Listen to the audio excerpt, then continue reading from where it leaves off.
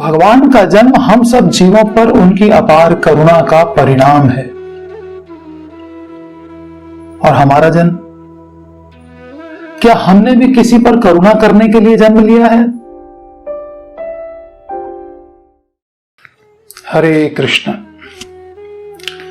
भगवान श्री कृष्ण के जन्म की दिव्यता। इस सीरीज में हम इस विषय पर 4 वीडियोस आपको दे चुके हैं, जिसमें आपने जाना कि भगवान का जन्म देवताओं की प्रार्थना करने पर होता है। भगवान हमारे और देवताओं के दुख को दूर करने के लिए आते हैं। भगवान की लीलाओं में सहयोग करने के लिए देवता उनसे पहले ब्रिज में जन्म ले लेते हैं। जन्म से पहले ही भगवान देवताओं को आदेश देते हैं। भगवान के जन्म को देवता अपना सौभाग्य मानते हैं। भगवान यहां आकर क्या क्या कर्म करेंगे? कंस का वध करेंगे, वसुदेव देवकी को मुक्त करेंगे, ब्रिजवासियों को आनंदित करेंगे। ये सारे कर्म पहले से निर्धारित हो जाते हैं उनके द्वारा। भगवान के जन्म की दिव्य कथा, भगवान के दिव्य जन्म की दिव्य कथा हमें जन्म मरण के चक्र से मुक्त करा देती है। भगवान की कथा को कोई फुल कंसंट्रेशन के साथ में अगर श्रवण करे तो उसकी भूख और प्यास मिट जाती है। इतनी सारी भगवान के जन्म की दिव्यताओं को हमने सीखा। अब आज हम भगवान के जन्म की 9वीं दिव्यता के बारे में चर्चा करेंगे। भगवान श्री कृष्ण का जन्म जीवों पर अपार करुणा के कारण ही होता है। भगवान श्री कृष्ण का जन्म जीवों पर अपार करुणा के कारण ही होता है। जब पृथ्वी को कंस के अत्याचारों से मुक्त कराने के लिए ब्रह्मा सारे देवताओं के साथ क्षीर सागर पर जाकर स्तुति कर चुके, तो उन्होंने अपने भीतर ही भगवान क्षीरोदकशाही विष्णु के द्वारा की गई आकाशवाणी को सुना। आकाशवाणी को ब्रह्मा ने अपने हृदय के भीतर ही सुना। तेने ब्रह्म हृदय आदि कवये। इससे यह पता चलता है कि क्षीर सागर में शेषनाग की शैया पर लेटे हुए भगवान विष्णु का दर्शन ब्रह्मा के लिए भी दुर्लभ है। उनकी बात सुनना अन्य समस्त देवताओं के लिए दुर्लभ है। फिर हमारी, आपकी या अन्यों की बात ही जाने दीजिए। हम क्या दर्शन करेंगे, क्या उनकी बात सुनेंगे? ये तो भगवान की कृपा है कि उन्होंने हमें अपने शब्द, अपनी भगवत गीता इस पृथ्वी पर सुलभ कराई है। उसका हमें लाभ उठाना चाहिए। अब आप सोचिए कि उन विष्णु के अंशी, जिन विष्णु का दर्शन ब्रह्मा के लिए दुर्लभ है, जिनकी आवाज सुनना देवताओं के लिए दुर्लभ है, उन भगवान विष्णु के भी जो अंशी हैं,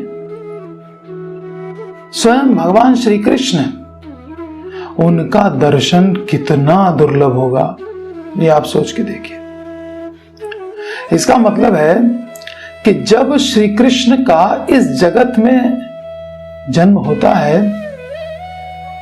और वे यहां के वासियों को उनकी अपनी आंखों से दिखाई पड़ते हैं, उनका हमारे नयन पथगामी होना उन भगवान की हम सब जीवों पर अपार करुणा के कारण ही संभव है। ये उनकी अपार करुणा है, वरना वो ब्रह्मा को भी नहीं दिखते। इसके सिवा और कोई कारण नहीं है। अधम पतित जने केवल करुणा मने। अधम से अधम पतित जीवों पर उनके हृदय में केवल करुणा ही है। त्रिभुवने ए यश ख्याति, त्रिभुवन में उनका ये यश फैला हुआ है।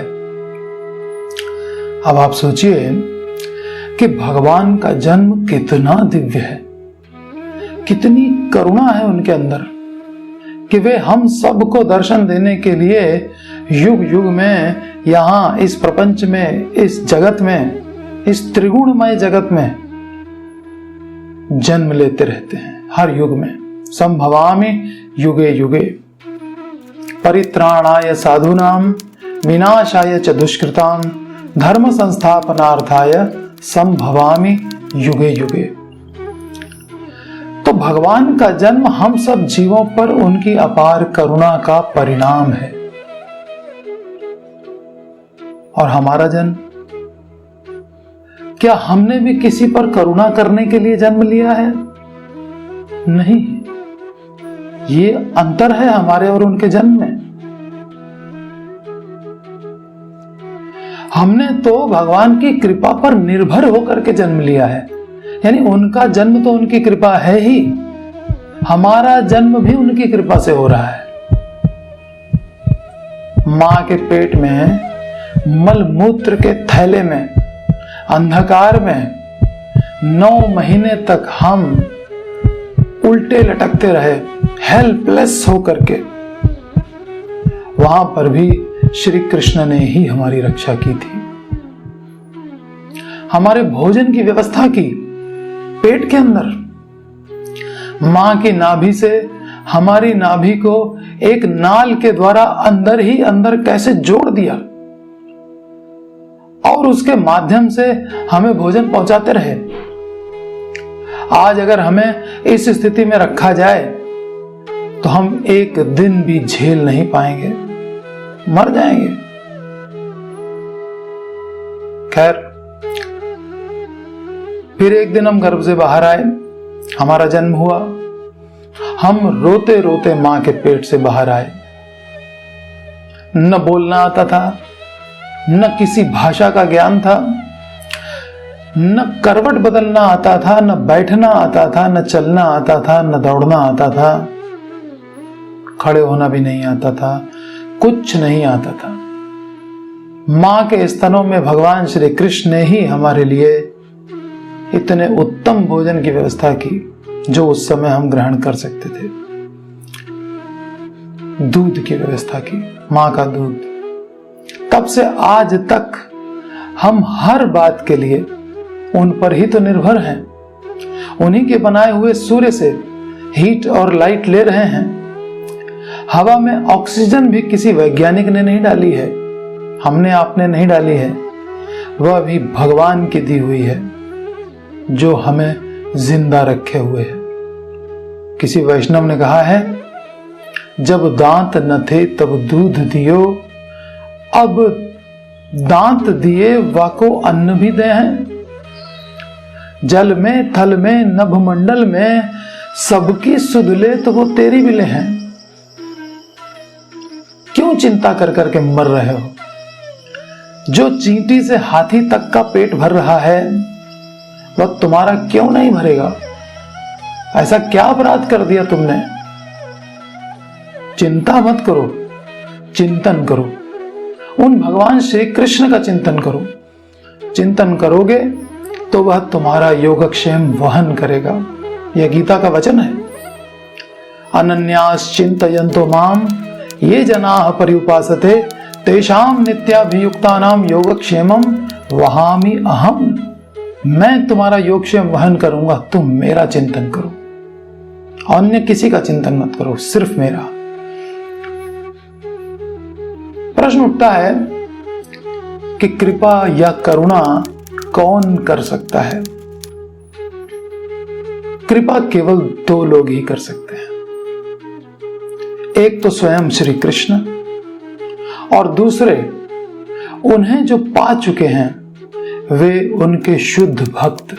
ये 2 लोग ही कृपा कर सकते हैं। जिन्हें इस संसार में अब कुछ नहीं चाहिए वे ही करुणा या कृपा कर सकते हैं और करते भी हैं।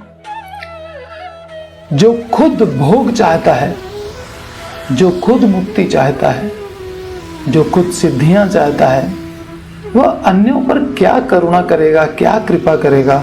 वह तो खुद भिखारी बना हुआ है, भिक्षुक बना हुआ है, मांग रहा है कुछ ना कुछ। तो भगवान और उनके भक्त ये निष्काम है, यही कृपा कर सकते हैं। ये हम पर कृपा करने के लिए ही आते हैं, इनका यहां आने का और कोई उद्देश्य ही नहीं है।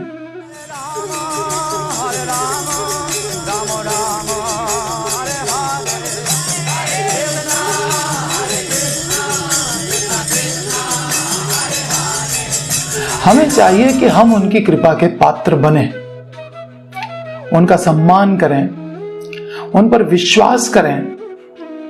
वे चाहें हमें गले से लगाएं, हमें दर्शन न देकर हमारा दिल तोड़ दें या हमें इग्नोर करें, हमें भारी से भारी कष्ट में डाल दें, कठिन से कठिन सेवा दे दें। वे जो चाहें सो करें, परंतु हमें उनके सम्मान में तनिक भी कमी नहीं करनी चाहिए। This is the qualification to attain the mercy of Krishna. यही पात्रता चाहिए।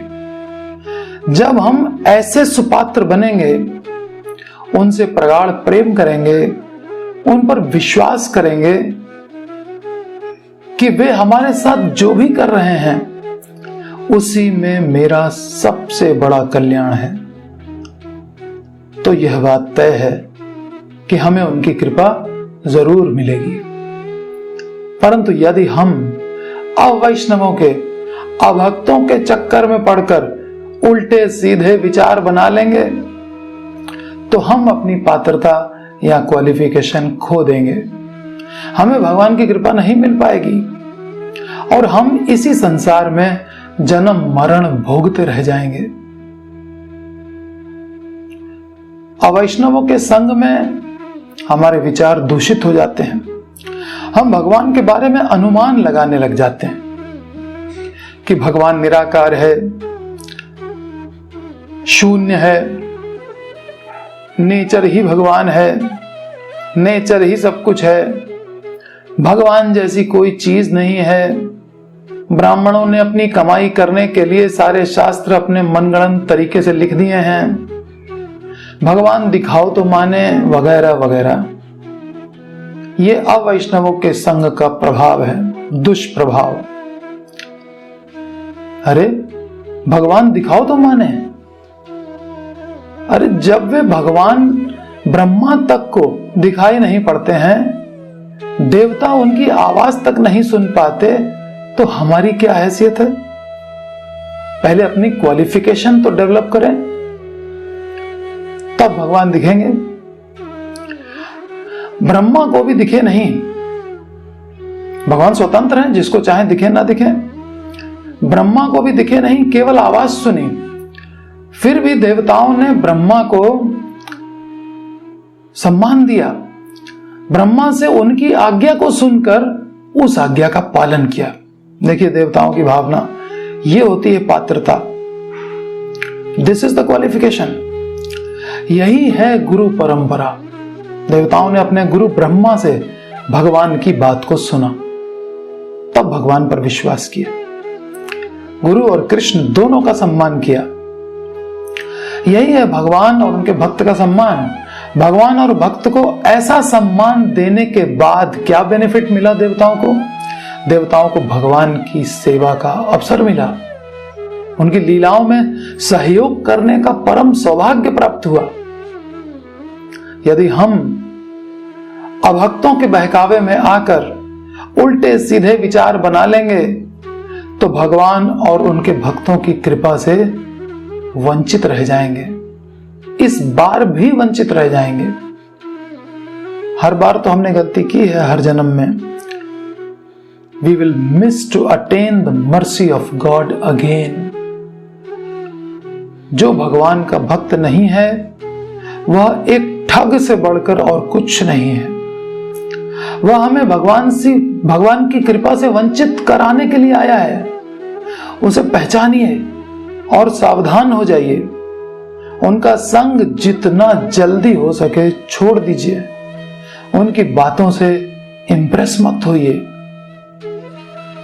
यदि आप अपना यह मनुष्य जीवन सफल बनाना चाहते हैं तो अपने बल, अपनी बुद्धि, अपने धन, अपने घर, अपनी दुकान, ऑफिस, अपने संबंधियों आदि का भरोसा छोड़कर, इन सब का भरोसा छोड़कर जितना जल्दी हो सके अपने भगवान, आपके अपने हैं भगवान, अपने भगवान श्री कृष्ण की कृपा पर निर्भर हो जाइए। अपने भगवान के शरणागत हो जाइए, आप निश्चिंत हो जाएंगे। विश्वास कीजिए, भरोसा कर ले भगवान का, तुझे धोखा नहीं होगा। यह जीवन बीत जाएगा, तुझे रोना नहीं होगा और जीवन के बाद भगवान के धाम में प्रवेश प्राप्त होगा। इसीलिए भगवान कहते हैं गीता के अंत में, सर्वधर्मान परित्यज्य माम एकम शरणम व्रज अहम त्वाम सर्व पापेभ्यो मोक्षयिष्यामि मा शुचः। आप बिल्कुल भी शोक मत करो, चिंता ही मत करो। मा शुचः, हमारे भगवान श्री कृष्ण चाहते हैं कि हम निश्चिंत हो जाएं। यही कृपा करने के लिए भगवान आते हैं और उनके भक्त हमें उनकी कृपा का पात्र बनाने के लिए आते हैं। भक्त हमें भगवान की कृपा लेने के लिए पात्रता प्रदान करते हैं और भगवान उस पात्र में कृपा प्रदान करते हैं। इन दोनों का पूरा पूरा लाभ उठाइए। सदा भगवान का पवित्र नाम जपिए, भगवत गीता पढ़िए, भागवत पढ़िए। हरे कृष्ण कृष्ण कृष्ण हरे हरे, हरे राम राम राम हरे हरे। निताई गौर प्रेमानंदे, हरि हरि बोल। जय श्रीला प्रभुपाद। हरे कृष्ण।